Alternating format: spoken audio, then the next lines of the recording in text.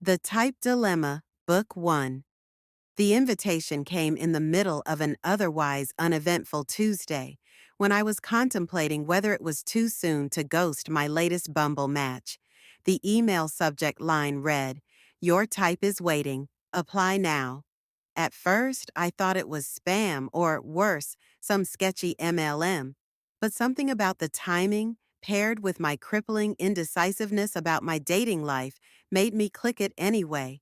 The email was simple but enticing. Tired of dating disasters? Can't figure out why your dream job feels like a nightmare? Sick of choosing the wrong friends, the wrong goals, or the wrong shoes? It's time to discover your type. Join us for the Type Trials, an immersive experience designed to match you with your perfect fit. Warning, not for the faint of heart. Against my better judgment, and ignoring every scam warning I'd learned on Reddit, I clicked the link. What did I have to lose?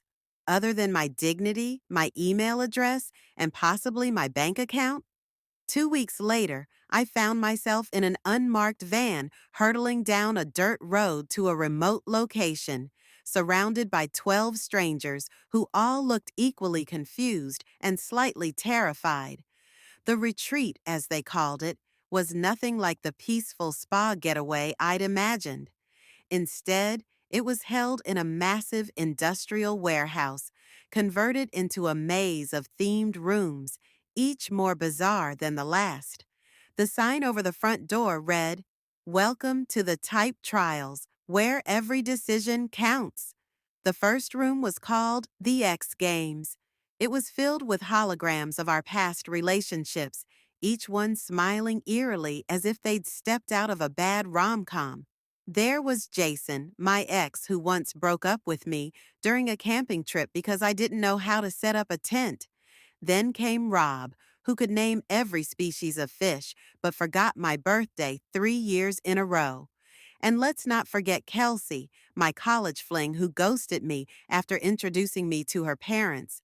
Our task was to have conversations with these holograms and figure out why those relationships failed.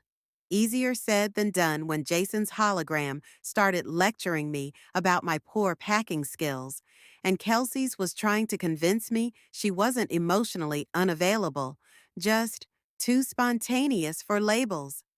After surviving the X Games, barely, we moved into a room that resembled a futuristic lab. There, we were handed data profiles of our supposed perfect matches. Mine was a man named Brad. Brad loved CrossFit, read The Art of War recreationally, and called his mom Dude. We were tasked with speed dating these profiles while navigating obstacles like dodgeballs being thrown at us from every angle. At one point, Brad tried to shield me from a rogue ball, only to accidentally knock me into a stack of folding chairs. By day 3, tensions were high. Gina, a high-powered lawyer who treated every trial like a courtroom battle, accused Marcus, a fitness influencer, of sabotaging her during a team exercise. Meanwhile, Liam, a brooding yet annoyingly perceptive guy, kept asking me why I was really here. I don't know. I snapped during lunch after he interrogated me for the third time. Maybe because I keep choosing the same type of person over and over again and expecting them to magically change? Or maybe, he said, leaning back in his chair, you just don't know who you are yet. The final trial was a maze. We were given maps of our ideal futures and told to follow the paths to find our happy ending. But the paths didn't make sense. Mine led me to a dead end with a mirror where my reflection seemed to smirk back at me. That's when it hit me. This wasn't about finding my type. It was about understanding why I kept choosing the wrong ones. As the maze shifted and alarms blared, I realized the real challenge wasn't figuring out what I wanted. It was figuring out why I kept settling for less.